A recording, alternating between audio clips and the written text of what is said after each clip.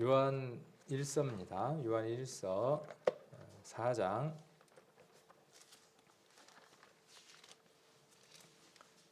오늘은 16절부터 4장 마지막 절까지를 같이 나눠보는 시간을 가져보려고 합니다. 이 구절에서 이 오늘 정한 본문에서 16절부터 21절까지를 제가 한번 읽겠습니다. 하나님이 우리를 사랑하시는 사랑을 우리가 알고 믿었노니 하나님은 사랑이시라. 사랑 안에 거하는 자는 하나님 안에 거하고 하나님도 그 안에 거하시느니라. 이로써 사랑이 우리에게 온전히 이룬 것은 우리로 심판날에 담대함을 가지게 하려 함이니 주의 어떠하심과 같이 우리도 세상에서 그러하니라. 사랑 안에 두려움이 없고 온전한 사랑이 두려움을 쫓나니 두려움에는 입니다. 두려워하는 자는 사랑 안에서 온전히 이루지 못하였느니라. 우리가 사랑함은 그가 먼저 우리를 사랑하셨습니다. 누구든지 하나님을 사랑하노라 하고 그 형제를 미워하면 이는 거짓말하는 자니 보는 바 그 형제를 사랑치 아니하는 자가 보지 못하는 바 하나님을 사랑할 수 없느니라. 우리가 이 계명을 주께 받았나니 하나님을 사랑하는 자는 또한 그 형제를 사랑할지니라. 아멘. 오늘 마지막 이 구절이 4장의 마지막 이 구절이 오늘 우리가 함께 나누려고 하는 핵심이 되어질 겁니다. 우리가 받은 계명이 있습니다. 이 계명이라는 말이 조금 낯설고 조금 불편한 또 마음들이 드신다면 자주 제가 말씀드리지만 그 마음은 한번 돌아봐야 할 마음입니다. 계명, 규례, 법도, 명령 이런 구절들이 나오면 이런 단어들이 나오면 그것은 구약의 이스라엘 사람들에게 한정적으로 주어진 단어들이다라고 이렇게 생각하는 것은 조금은 편협한 생각일 수 있습니다. 그 말씀들이 오늘날 우리들에게도 동일한 교훈들로 적용되고 있다라고 생각하는 것이 바른 이해일 겁니다. 그래서 단어에 매이지 마시고 전체적인 하나님 뜻 안에서 하나님 우리에게 무엇을 교훈하시는가를 잘 받을 수 있도록 하시면 좋겠습니다. 그래서 계명이라는 말을 조금 순화를 해서 명령이라고 이렇게 한번 제가 바꿔서 적어봤습니다. 같은 얘기입니다. 명령이든 계명이든 같은 얘기입니다. 우리도 구원함을 받을 때 받은 명령이 있습니다. 이스라엘은 어떤 명령을 받았을까요? 우리가 이런 명령들을 두고 구약의 교훈을 삼을 수 있죠. 아담과 하와가 받았던 명령이 있죠. 그 명령을 우리가 조금 단어를 바꾸면 계명이라고 이야기할 수 있습니다. 오늘 결론을 가지고 아담과 하와에 대한 얘기를 한번 해본다면 아담과 하와가 받은 명령이 무엇이었을까요? 근데 표면적인 것, 드러나 있는 것.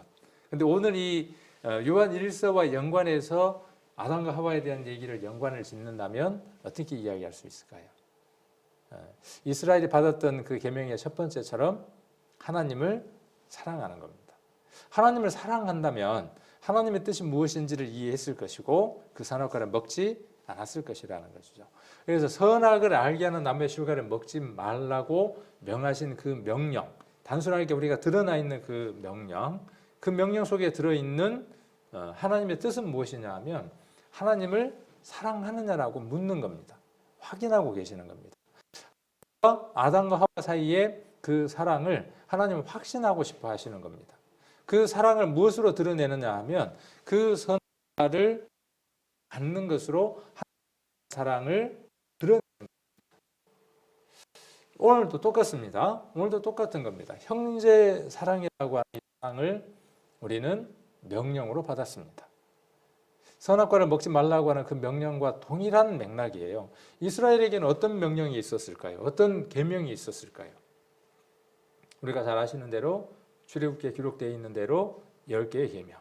그 이후에 더 많은 명령들을 주셨죠. 그 모든 것들이 인간들을 불편하게 하고 인간들의 삶들을 억압하고 누르기 위한 목적이 아니었다는 것을 우리는 율법을 잘 살펴보면 알 수 있습니다. 누구를 위한 것이냐면요. 율법은 하나님을 위한 것이 아닙니다. 그 율법으로 말미암는 우리 인생들하고의 관계, 그 관계들을 통하여 우리가 서로 사랑할 수 있는 그 일들을 이루기 위해서 율법, 계명, 명령이라고 하는 것이 존재합니다. 잘 살펴보면. 그리고 그것이 누구를 사랑하는 증표이기도 하냐 하면 하나님을 사랑하는 증표이기도 합니다. 이스라엘은 10개 계명을 받았습니다. 명령을 받았고 613가지라고 하는 확장된 그런 계명들을 가지고 지키기를 애썼습니다. 지키려고 애썼습니다. 지키려고 무던히 애썼어요. 그래서 우리가 전도집회 때 뭐라고 이야기를 하죠? 그렇게 지키려고 애썼던 것들, 다른 여타 복음을 깨닫지 못한 많은 사람들을 쳐다보면 그 율법을 지켜서 어떻게 하려고 한다는 거죠? 천국 가려고 한다는 것이죠. 그것이 잘못됐다는 것이죠. 그 율법을 지키는 것이 아니라 그 율법 속에 있는 하나님의 뜻이 무엇인지를 알고 믿는 것이죠. 그것이 이루어졌을 때, 선행됐을 때, 그것이 이루어졌을 때 무엇이 이루어지느냐 하면 자연적으로 하나님이 우리에게 주신 그 계명들이 자식이 부모의 사랑을 깨닫고 나면 부모가 이렇게 해라 저렇게 해라 낱낱이 일거수일투족을 다 나열해서 적지 않더라도 어떻게 되느냐 하면 부모님의 마음을 아프지 않게 하는 일들을 찾아서 하게 됩니다. 그것이 부모의 사랑을 알고 깨닫고 부모를 신뢰하는 자녀의 모습이죠. 동일합니다. 그래서 오늘 이러한 내용들을 요한 1서에서는 이야기를 하고 있습니다. 16절에 하나님이 우리를 사랑하시는 사랑을 우리가 알고 믿었느니, 이거 없으면 하나님과 상관이 없는 겁니다. 알고 믿는 겁니다. 자, 깨닫고 믿는 겁니까? 알고 믿는 겁니까? 깨닫는 것과 아는 것이 같습니까? 다릅니까? 질문이 참 어렵죠. 제가 질문을 드릴 때 한번 생각을 해보라고 이렇게 질문들을 드리는 거예요. 깨닫는 것으로 구원을 받는다. 깨닫는 것만으로 구원을 얻을 수 있다.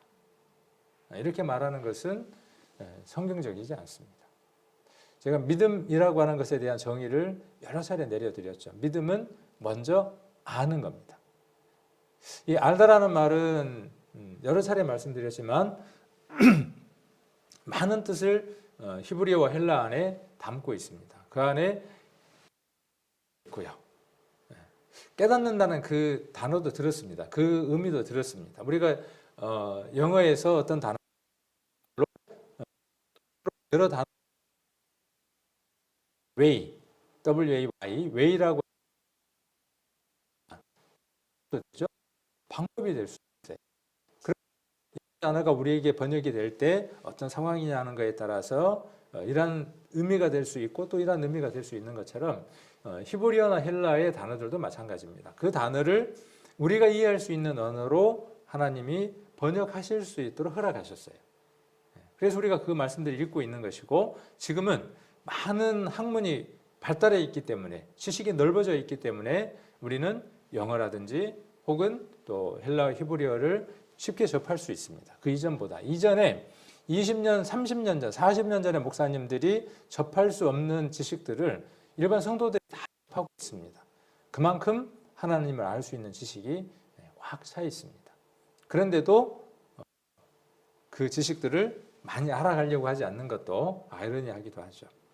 그래서 이 알다라는 말은 야다라는 뜻인데, 이것도 들었고 뭣도 들었냐 하면 관계가 들었습니다. 알다라는 말 안에는 어떤 관계성이 들었냐 하면 부부하고의 관계성을 예를 들어서 이야기를 합니다.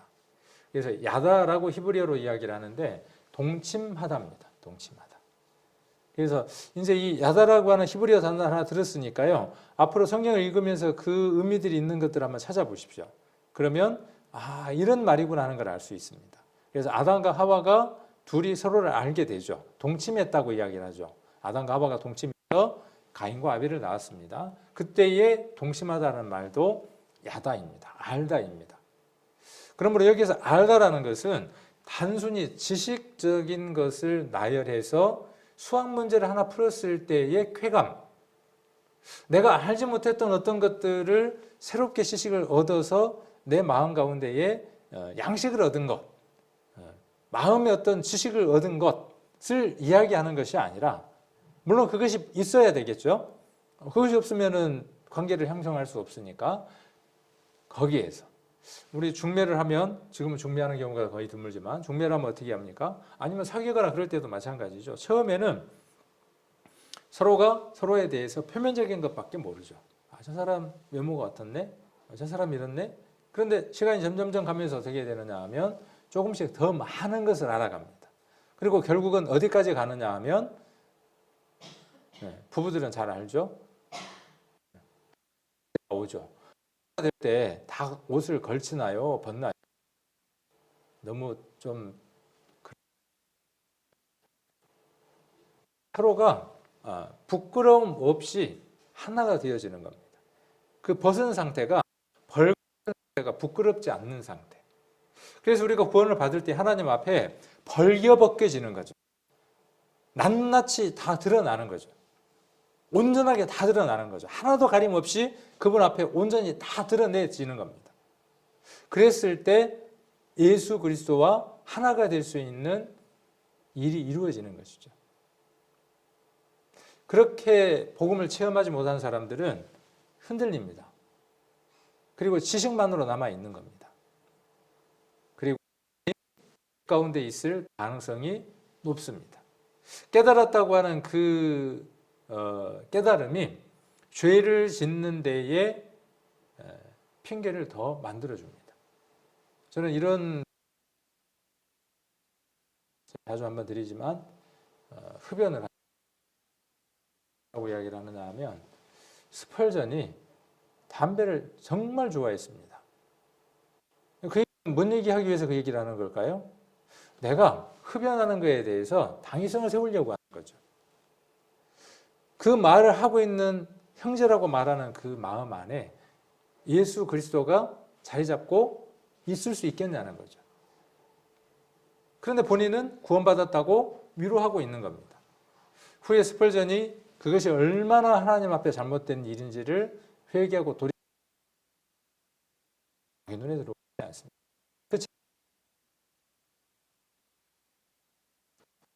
깨달아 하고 있는 다의 표면적인 우리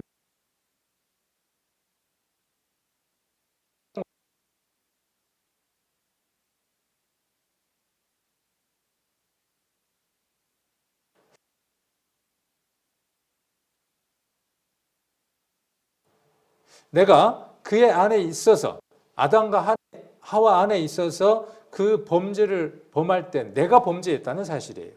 그리고 그 범죄함이 여전히 내 안에 있다는 사실이에요. 그런데 원죄니까 아담과 하와가 죄를 지었고 내게 유전된 거야. 나는 어쩔 수 없어. 그거는 일반 모든 사람들이 책에 다 기록되어 있는 내용들이죠. 그것은 믿음을 가져다 줄 수 없습니다. 사랑을 이룰 수 없습니다. 요한일서는 그 얘기를 하고 있습니다. 사랑을, 하나님 우리를 사랑하시는 사랑을 우리가 알고 믿었어요. 여러분은 무엇을 받는지 동일하죠.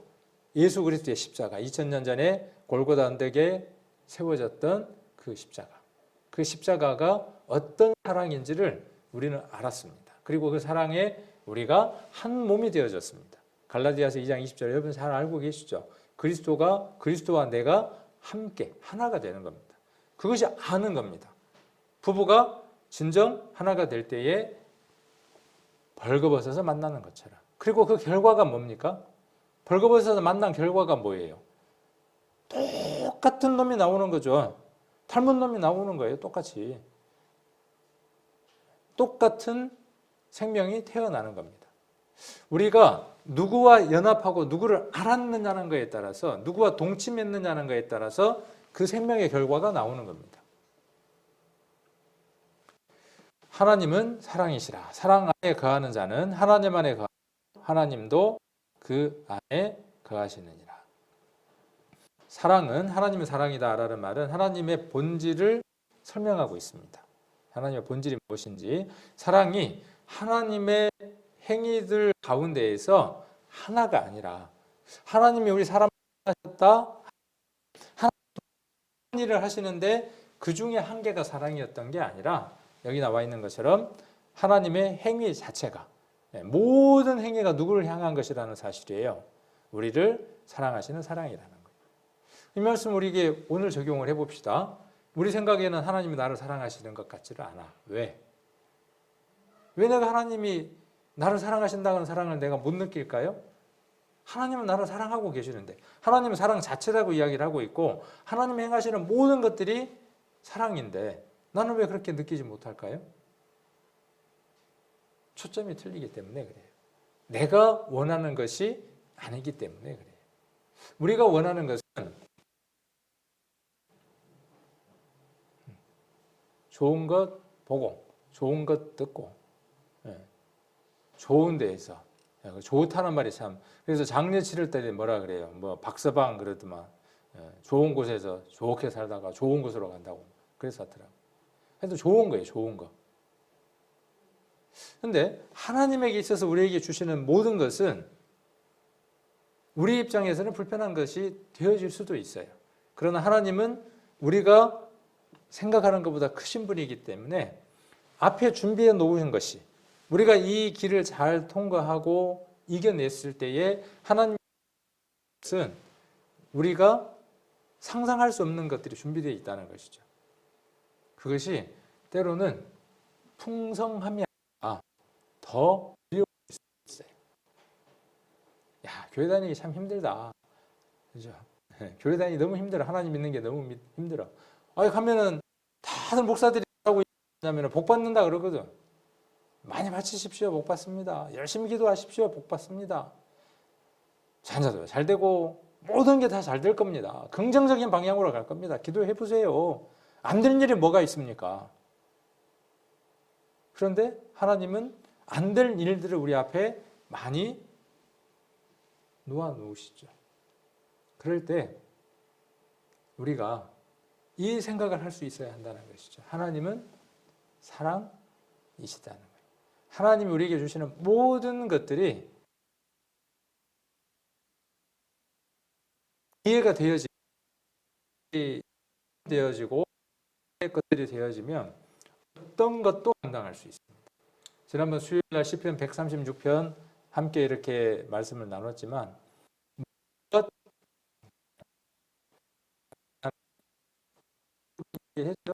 보고 나오는 감사, 그 인자하심이 영원하다.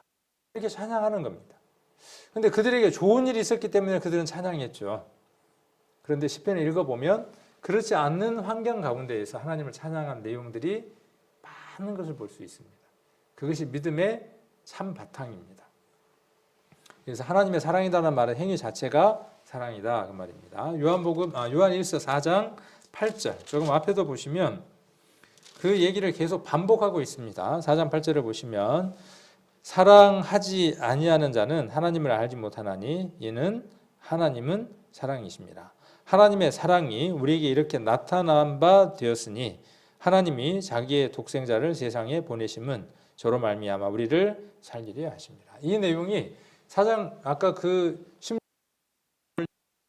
본문 속에서도 그래서 하나님은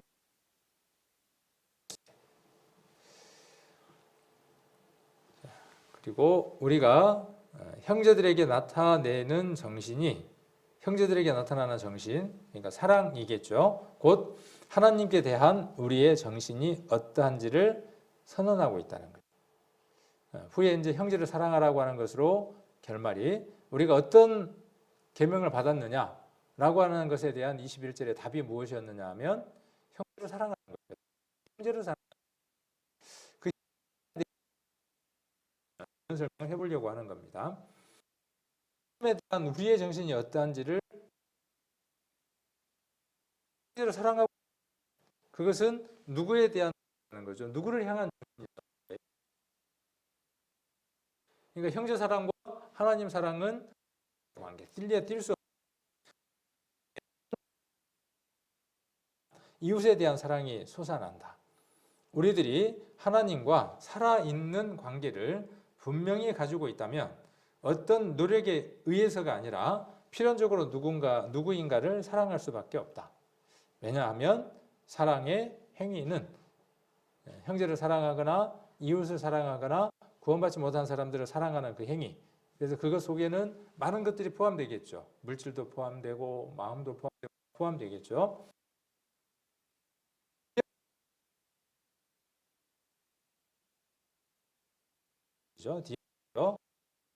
너에게 산물이 아니라 관계를 가졌는가를 나타내는 관계의 산물이 사랑. 그렇죠? 사랑이라는 건 뭔 얘기라는 거죠? 우리 지금 육신적인 형제를 이야기하는 겁니다. 형제 사랑, 형제 애. 그럴 때 뭐예요? 관계죠. 어머니로부터 태어난 오빠와 여동생. 그 관계에서 형제 애. 이렇게 성립이 되는 거죠. 그러니까 그거는 만들어낼래야 낼 수 없는 것이죠. 그것은 무엇 속에서 만들어지는 겁니까?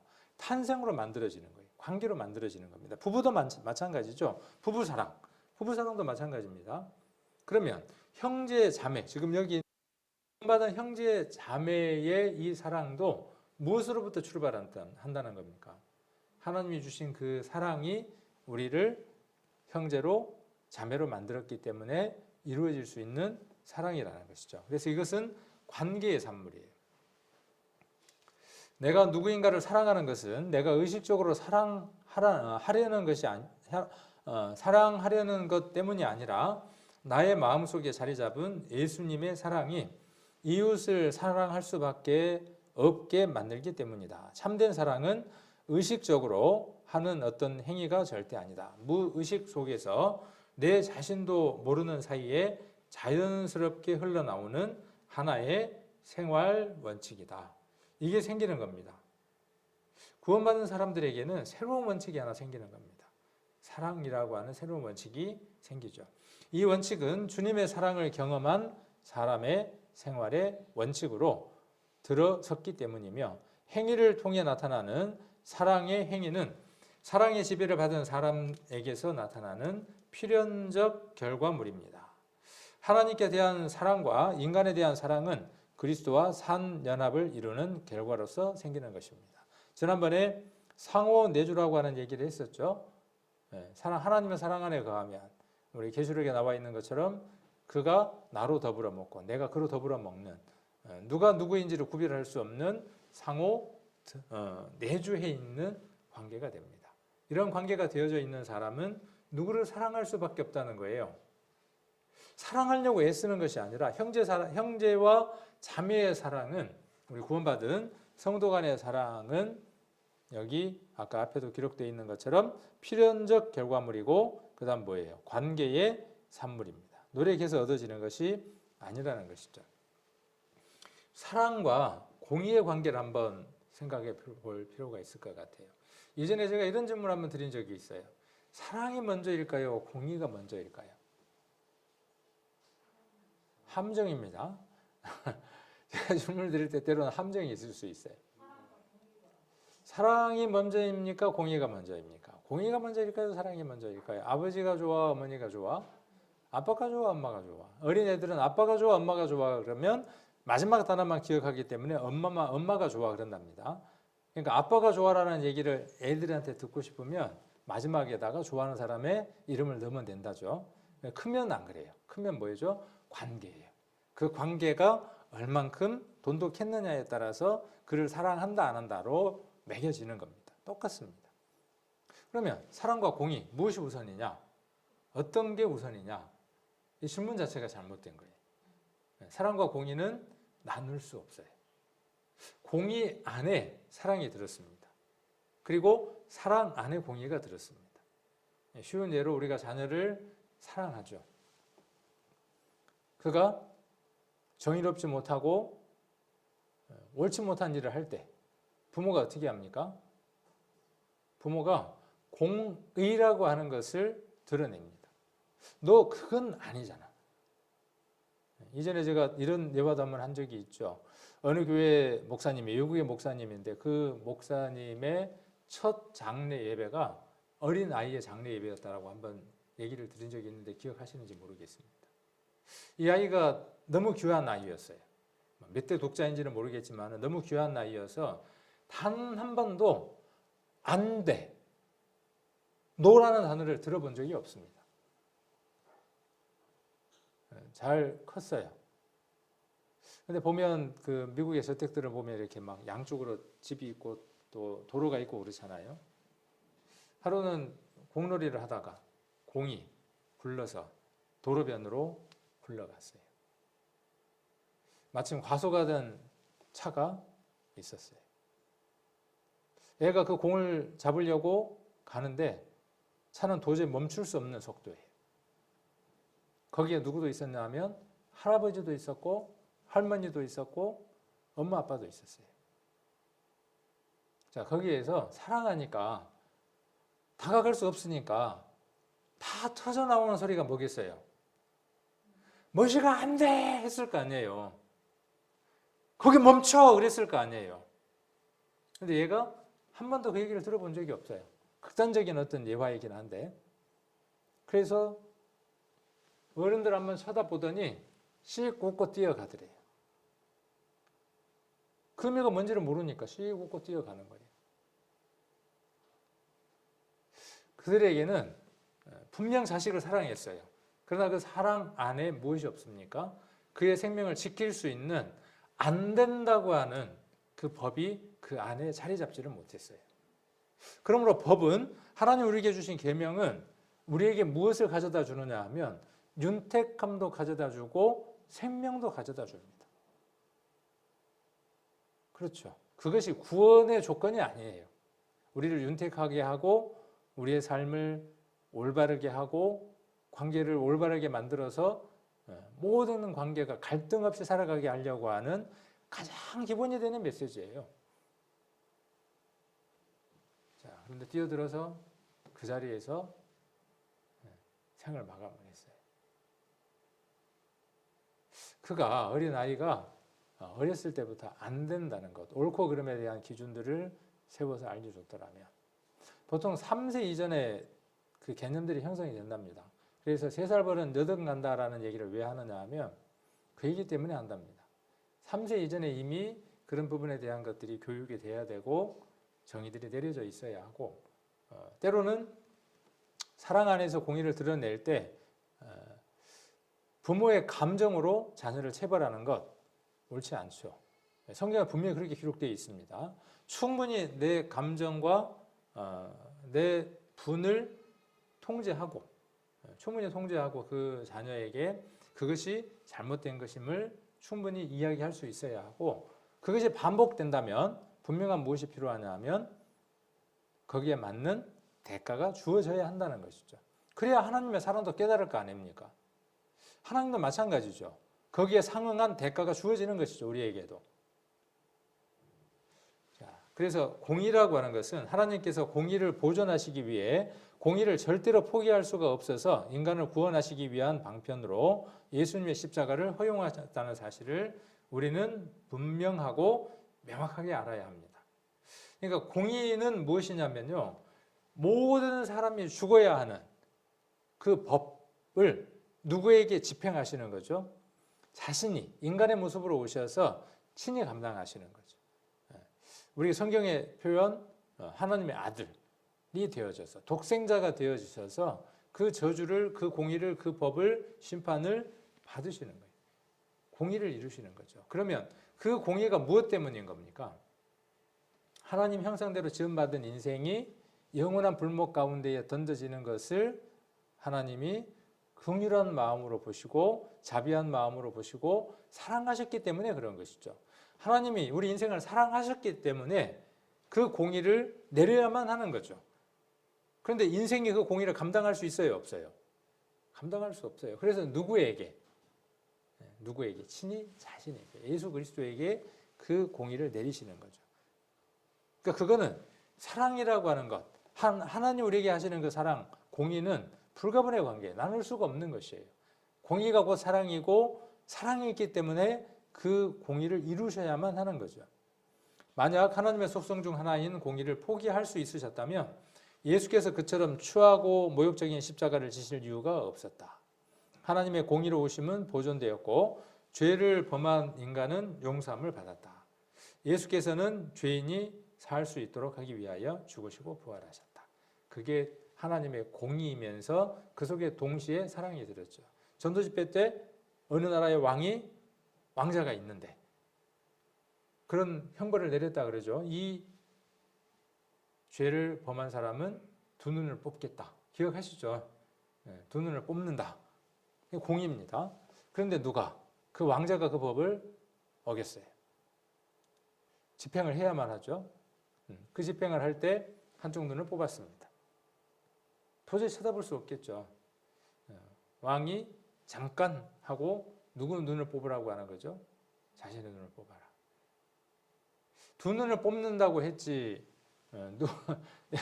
그 사람의 두 눈이라고는 안 돼 있으니까 그렇게 왕이 집행하는 거죠. 내 눈을 뽑아라는 거예요. 그 범죄한 아들의 두 눈을 뽑는 것보다 왕의 한 눈을 뽑는 것이 더 큰 공의를 온 나라에다가 공포하는 것이죠. 반면에 무엇을 또 공포하는 겁니까?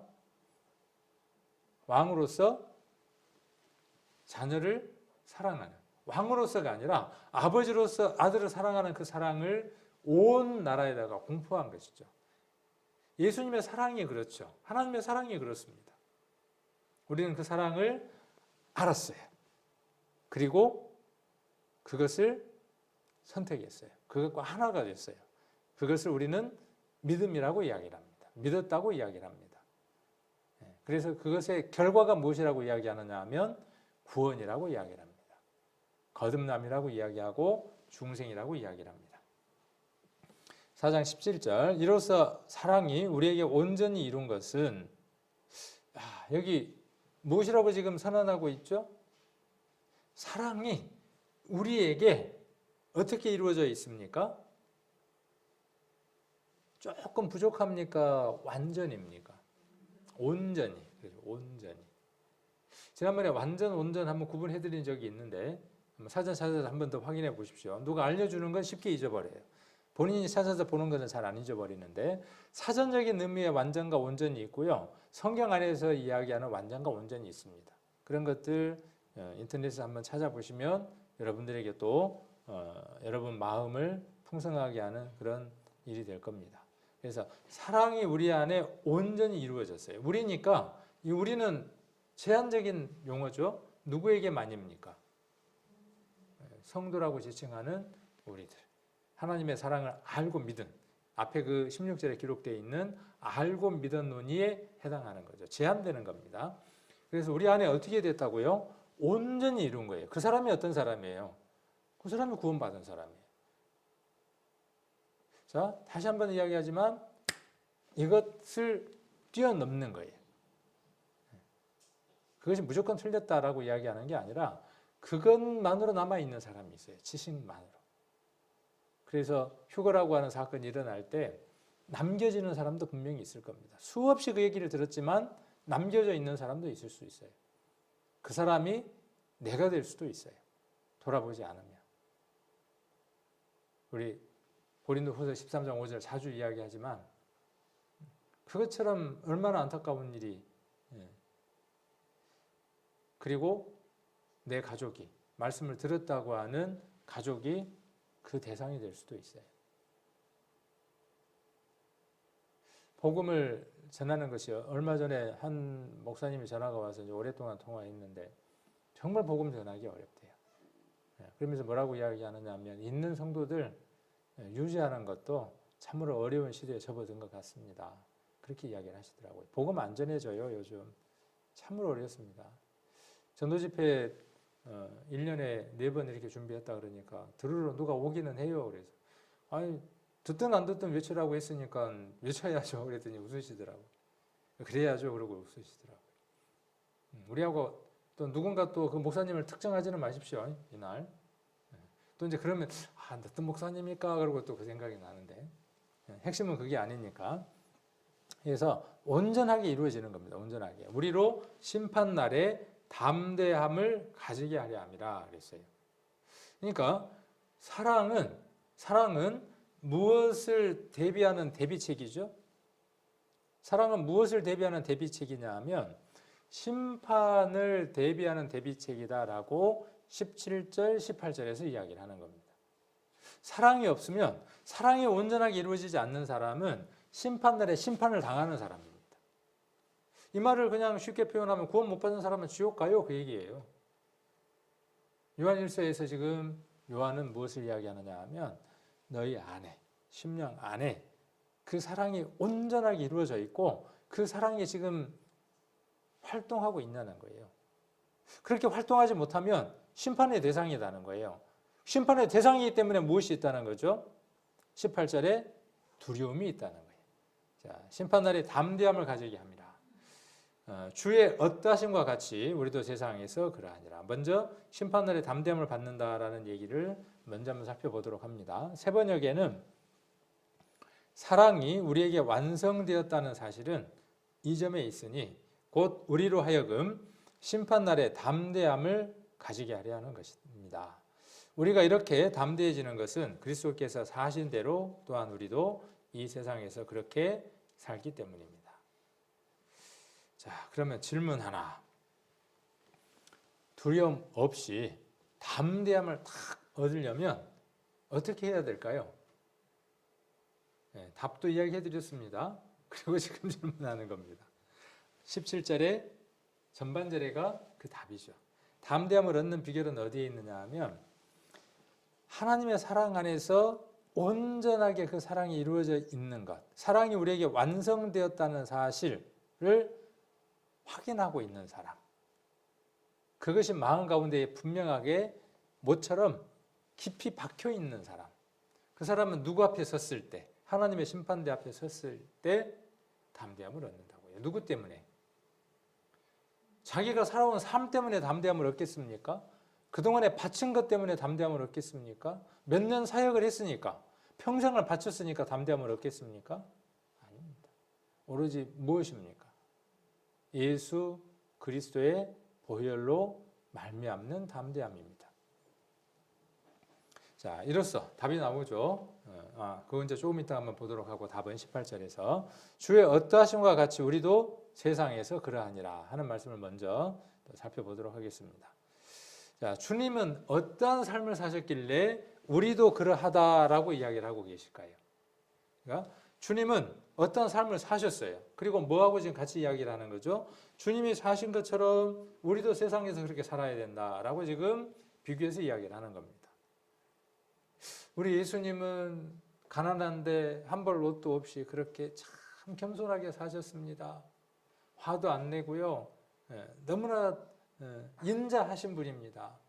그러니까 우리도 화를 안 내고 욕심내지 말고 그렇게 살아야 됩니다.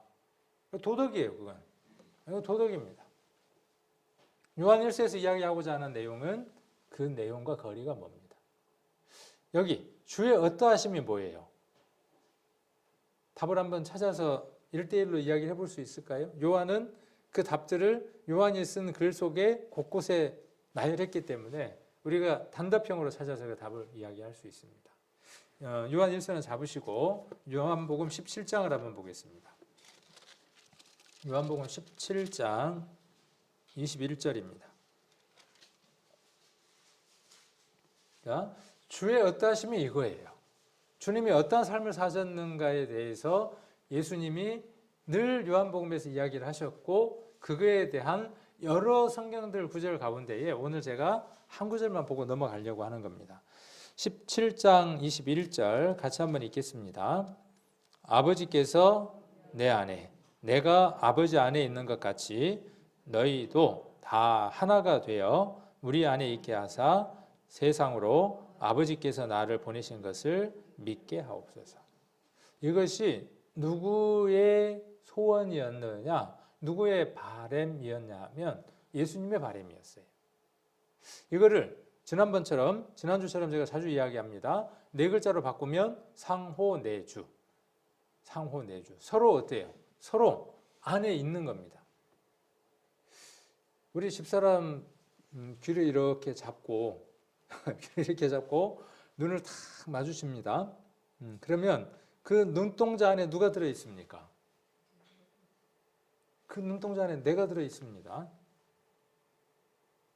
그리고 우리 집사람이 나를 쳐다보면 내 눈동자 안에 누가 들어있겠어요? 자기가 들어있는 겁니다. 그것이 사랑의 관계예요. 형제 자매를 볼 때 어떻습니까? 서로들 눈 안에 내가 들어있는 것이죠. 내가 그 형제 안에 있는 겁니다. 그리고 그 형제가 내 안에 있는 겁니다. 곧 그 형제는 내 자신이기도 합니다. 예수님이 아내를 두고 에베소서에서 바울이 그렇게 이야기했던 것처럼 자기 몸이에요. 한 일부예요. 그런데 우리는 어떻게 합니까? 남남입니다. 남남. 주님은 어떤 관계로 어떻게 세상을 사셨느냐에 대한 단답형입니다. 주의 어떠하심이라고 하는 것에 대한 단답형이에요. 그래서 아까 세번역에서는 그리스도께서 사신 대로예요. 그리스도는 어떻게 사셨습니까? 내가 하나님으로부터 왔어. 하나님이 나를 보내셨어.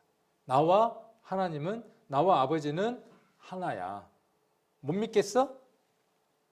믿음이 안 와? 그러면 아버지가 내 안에 있다는 걸 한번 보여줄게. 내가 아버지와 하나라고 하는 것을 보여줄게. 자, 파도야 잠잠하라. 죽은 지 나흘 된 나사로를 일어나라. 그러면서 뭐라고 말씀하시는 거예요? 내 말을 못 믿겠거든. 내가 행하는 그 일들을 두고 믿으라고 말씀하셨죠. 하나님은, 예수님은 뭘 드러내신 거예요? 그걸 드러내는 삶을 사신 거예요. 이 모든 능력이 누구로부터 왔다는 거예요? 내게 있는 것이 아니라 그분으로부터 왔다는 거예요. 그분으로부터 오신 것이라는 거예요. 그러면 예수님 이 말씀을 왜 하셨습니까?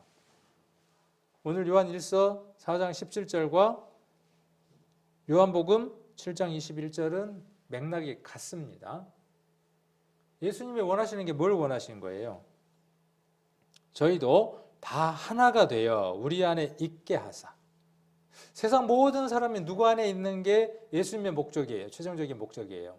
하나님 안에, 예수님 안에 있는 거예요. 자, 여기 뒤에 우리도 세상에서 그러하니라 라는 말은 이제 우리가 세상에서 해야 될 일이 무엇인가에 대한 책임감을 선언하고 있고 선포하고 있는 겁니다. 예수님이 무엇 때문에 사셨어요? 하나님이 어떤 분인가를 위해서 사셨어요. 그러면 우리는 누구를 본받아야 하는 거죠? 예수님을 본받아야 하는 거죠. 그럼 어떻게 사는 겁니까? 겸손하게 사는 것? 착하게 사는 것? 그렇습니까? 우리의 목표가, 목적이? 말씀은 어떻게 우리에게 말씀하시느냐 하면 예수님께서 하나님 안에 계시다는 것, 하나님이 예수님 안에, 예수님 하나님 안에 있다는 것을 드러내는 삶을 사셨던 것처럼 우리도 어떤 삶을 살아가는 겁니까? 내 안에 예수님이 계시다는 사실을 드러내며 사는 겁니다. 내가 걸어가는 길이 곧 예수님의 발자국이고 예수님이 걷는 그 발자국에 내 발자국이 함께 일치되는 거예요. 그 삶이 바른 삶이에요. 그 삶이. 그걸 기뻐하신다고요. 요한 1서에서는 세상도 우리도 세상에서 그러하다. 우리도 그렇게 살아야 한다는 거죠. 그러니까 무엇을 본받으라는 겁니까? 착하게 사는 거 아니고 그러면 필요 없다고 착하게 사는 게 아니에요. 당연한 결과물이에요. 그것은 예수님하고의 동행하는 것 속에서 나오는 부산물일 뿐이에요. 안 되니까 세상은 그것을 교육시키는 거죠. 안 되니까 세상을 어떻게 하느냐 하면 법을 만들어서 벌금을 물리는 거예요. 하나님의 능력은 어떻습니까? 우리에게 그 사랑이 이루어지면 인간이 만들어 놓은 규례나 법도보다 훨씬 더 높은 차원의 상상도 할 수 없는 높은 도덕성을 갖고 살아가는 겁니다. 세상 사람들에게 우리 성도님들이 손가락질 당하고 있다. 주변에서 우리 성도님들이 쟤는 교회 다니는 사람이라고 혹 여러분들 귀에 들렸다든지 내가 그런 사람일 것 같다 그러면 무엇이 부족한 거예요? 착하게 살려고 하는 노력이나 의지나 그것이 부족한 게 아니라 두 번 다시는 내가 이걸 안 해야지가 초점이 아니라 이번만 하고 다음에는 절대로 안 해야지가 아니라 무엇이 이루어져야 주님이 내 안에 계시는가 그리고 그분이 내게 말씀하시는가 그것이 이루어져야만 진정한 하나님이 원하는 열매이고 부산물입니다. 자, 요한복음 17장 26절 여기도 있고 성경에도 있으니까 같이 한번 읽겠습니다. 내가 아버지의 이름을 저희에게 알게 하였고 또 알게 하리니 이는 나를 사랑하신 사랑이 저희 안에 있고 나도 저희 안에 있게 하려 함이니라. 아까 21절에 나와 있는 말씀과 같은 것이죠. 자, 이것이 그리스도께서 십자가에서 죽으신 이유입니다. 18절 사랑 안에 두려움이 없고, 그렇죠. 사랑 안에는 두려움이 없습니다. 세상의 사랑도 그렇습니다. 둘이 서로 사랑하면 가시밭길도 즐거워요. 못 해낼 게 없습니다. 두려움이 없고 온전한 사랑이 두려움을 내어 쫓나니 두려움에는 형벌이 있습니다. 두려워하는 자는 사랑 안에서 온전히 이루지 못하였느니라. 요한계시록의 마지막 심판 때 지옥 가야 할 사람들의 목록이 쭉 기록되어 있습니다. 그 첫 번째 나열되어 있는 사람이 누굽니까? 두려워하는 자. 두 번째가 누구였습니까? 믿지 아니하는 자들. 기억하시나요? 전도 집회 때 워낙 많이 이야기했으니까. 두려워하는 자는 어떤 자라는 뜻이죠? 하나님에 대한 지식이 있고 하나님을 알만한 것이 그 사람 안에 있는데 아직 하나님하고의 온전한 관계, 상호 내주의 관계가 이루어지지 않아서 사랑이 온전하지 못하기 때문에 두려워하고 있는 사람. 그 사람 지옥 간다라고 계시록이 명시를 하고 있습니다. 믿지 않는 자, 당연하죠 뭐. 말할 것도 없는 겁니다. 그래서 요한은 구원받은 성도들에게 계속 무엇을 선언하느냐 하면 확인을 선언하는 겁니다. 말하고 있는 겁니다. 두려움이 있느냐? 이렇게 묻는 거예요. 그래서 온전한 사랑이 두려움을 내어 쫓습니다. 두려움에는 무엇이 있습니까? 계시록에 기록이 되어 있는 대로 형벌이 있습니다. 자, 사랑 안에는 두려움이 없습니다.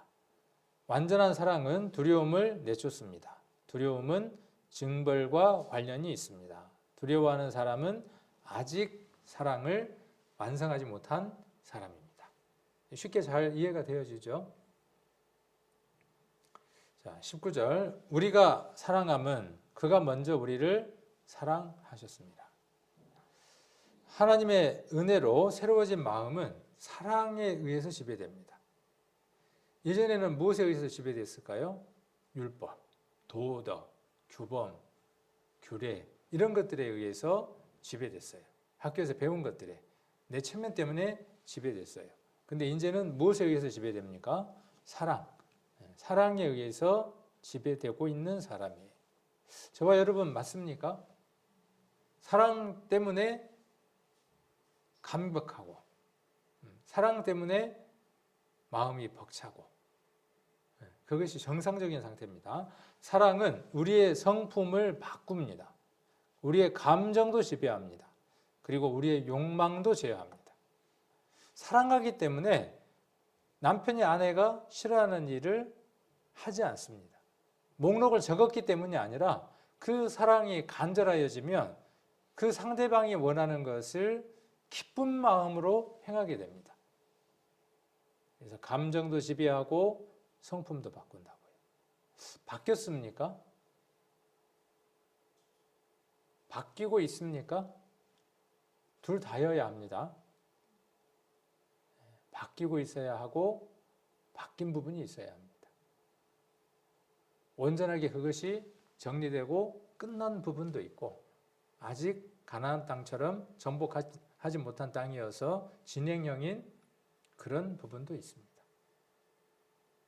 여러분들은 그런 삶들을 살아가시는가 묻고 싶어요.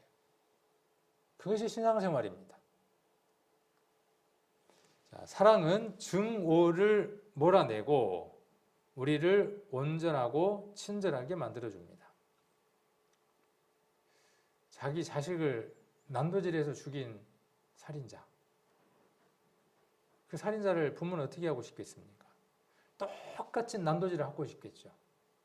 그래서 그런 케이스에 많은 사람들을 데려다가 심리 실험들이나 여러 가지 것들을 한 결과들을 보면요.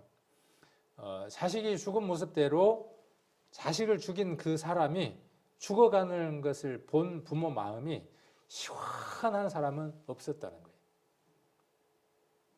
조금 더 마음이 깊이 가는 사람은 저도 누군가의 자식일 텐데 하는 마음이 생기면서 마음의 괴로움도 생기고 힘들어하는 사람들이 훨씬 더 많답니다.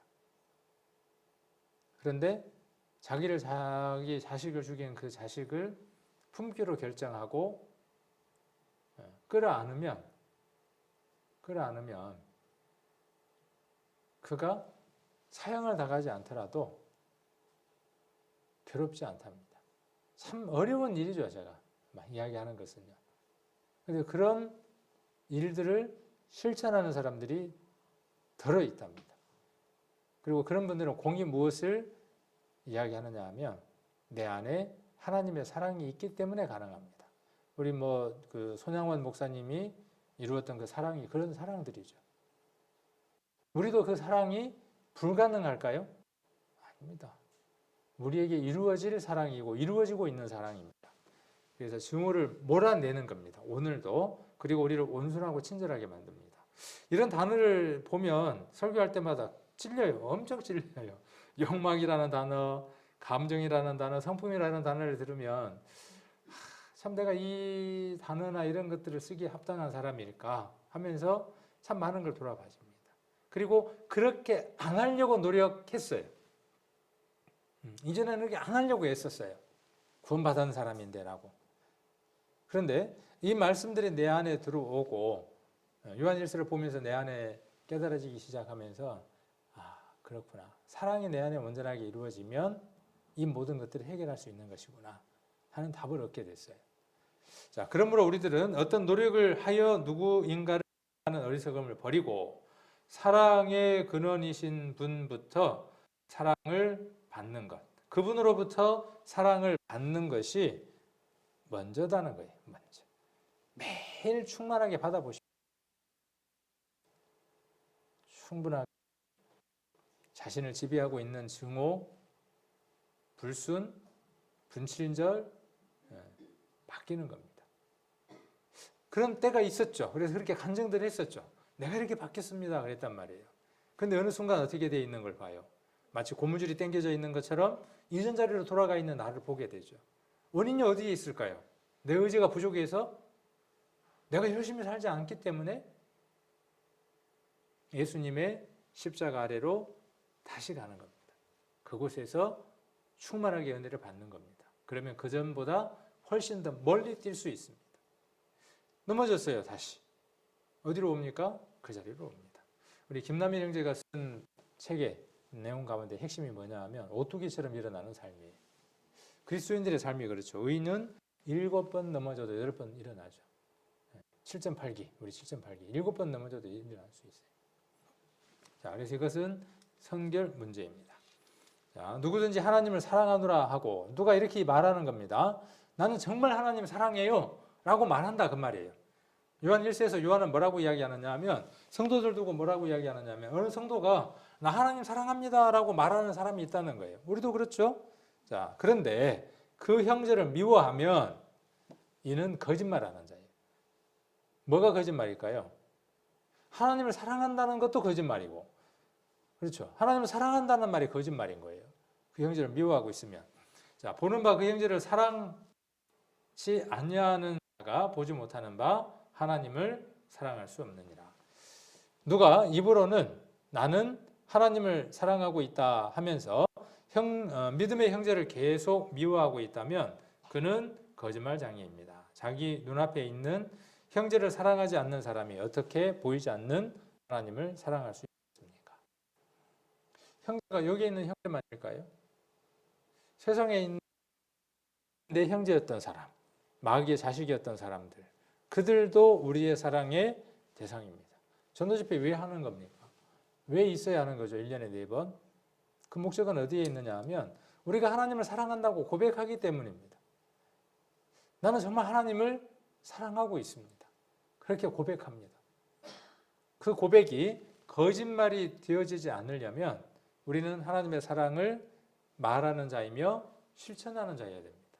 교회에서도 세상 밖에서도 가장 가까이에 있는 아내에게도 이렇게 집에 가면 우리 집사람이 분명히 묻겠죠. 앞에서 그렇게 이야기했어요. 그런 적은 없지만은. 그리고 이 20절은 1장 6절하고 정확하게 대입이 됩니다. 그러니까 요한은 같은 얘기를 계속 반복해서 확인하고 있는 겁니다. 1장 6절 한번 봅니다. 요한 1서 1장 6절입니다. 요한 1서. 요즘 성경을 많이 안 찾으니까요. 성경 찾는 속도들이 많이 늦어지더라고요. 이게 문제 중에 하나예요. 시간을 좀 짧게 해서 여기다가 보여드리려고 하다 보니까 성도님들이 성경을 안 찾고, 특히 뭐 스바냐, 스가랴, 미가 이런 게 나오면 이 설교하는 사람이 편의상 페이지를 얘기해야 돼. 이건 좀 아니다 싶습니다. 그러니까 우리가 어떻게 해야 되느냐 하면 부지런히 성경을 읽어서 그런 것도 필요하겠다 싶어요.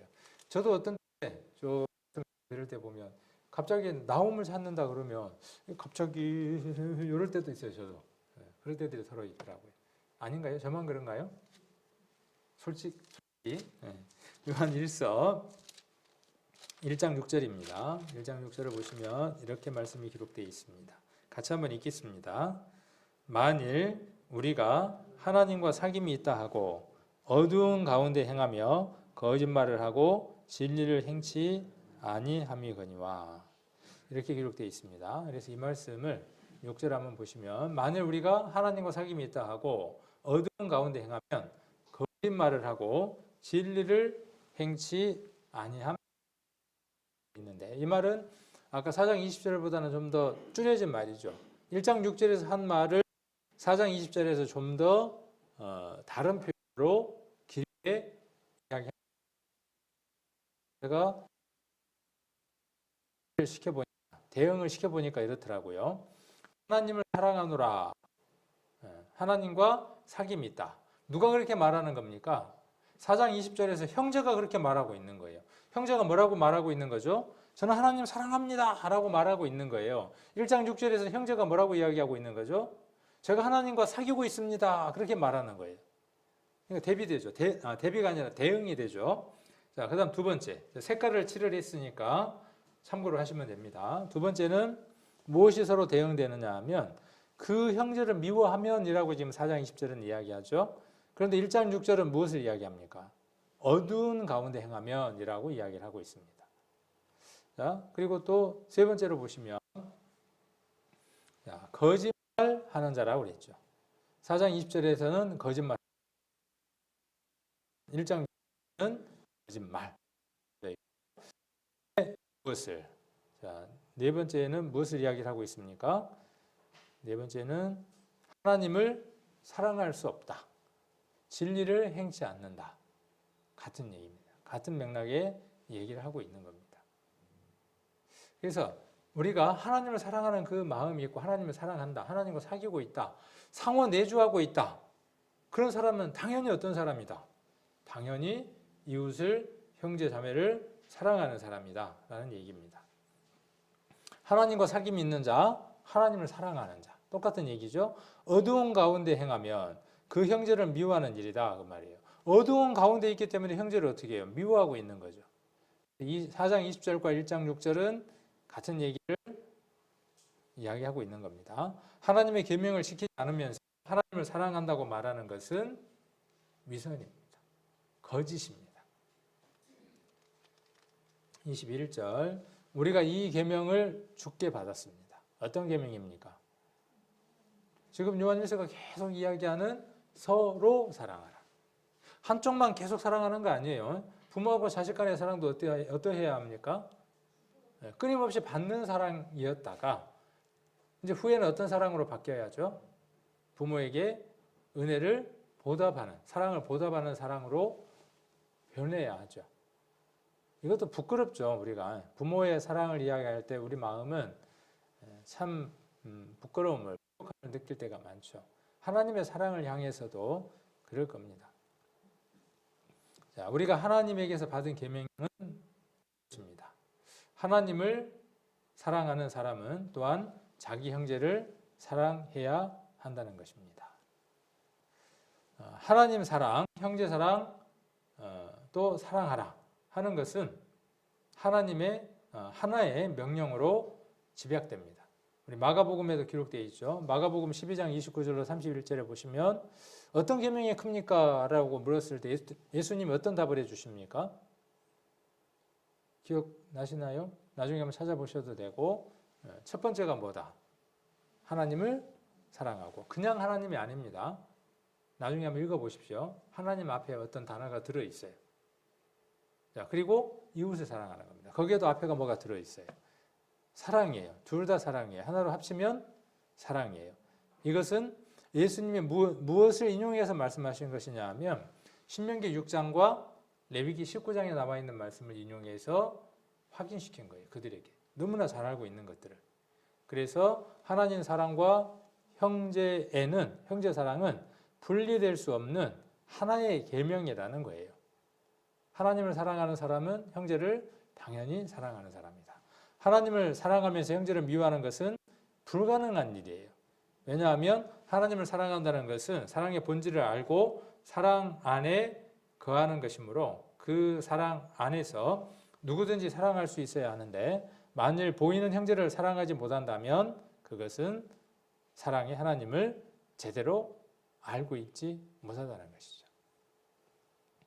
자, 사랑하라. 해도 되고 안 해도 되고입니까? 선악을 알게 하는 나무의 실과를 먹지 말라. 먹어도 되고 안 먹어도 되고 그러나요? 안 먹어야죠. 안 먹어야 되는 것이죠.